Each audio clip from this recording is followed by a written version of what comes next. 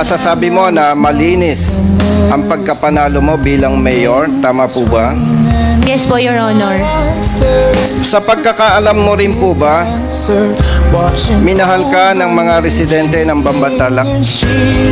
Yes po, feel ko po yun.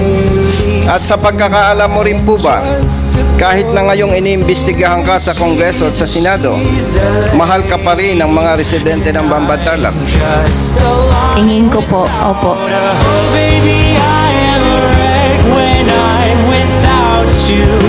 I need you here to stay.